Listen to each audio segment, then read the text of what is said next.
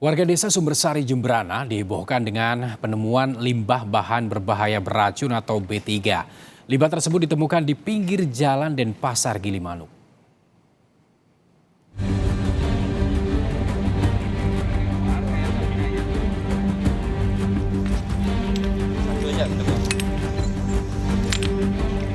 Limbah bahan berbahaya dan beracun atau limbah B3 ini ditemukan warga di pinggir jalan Denpasar Gilimanuk, Jembrana, Bali. Total ada 8 karung limbah B3 yang berisi botol obat hingga alat suntik. Penemuan limbah-limbah ini kemudian dilaporkan ke aparat desa dan diteruskan ke pihak kepolisian.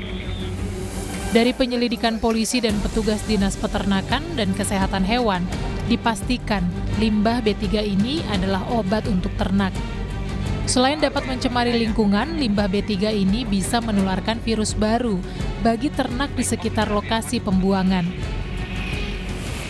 Sudah kami cek, ternyata mungkin ini pasti untuk hewan. Ya, ini sangat berbahaya, kemungkinan akan berdampak kepada lingkungan. Khususnya kalau misalnya ada botol vaksin, itu kan bisa berdampak kepada peternakan yang ada di sekitar lingkungan. 8 karung limbah B3 itu kini sudah diamankan di Polres Jembrana.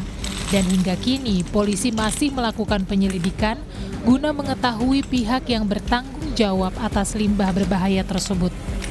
Amankan di Polres Jembrana, yang selanjutnya kami akan lakukan penyelidikan siapa warga atau masyarakat yang telah membuang limbah B3 secara sembarangan, tidak pada tempatnya. Selanjutnya polisi menyebut pembuangan limbah beracun tidak pada tempatnya melanggar undang-undang tentang lingkungan hidup dan pelakunya dapat dituntut pidana dengan hukuman penjara selama 3 tahun. Igede Ardika, Kompas TV, Jembrana, Bali.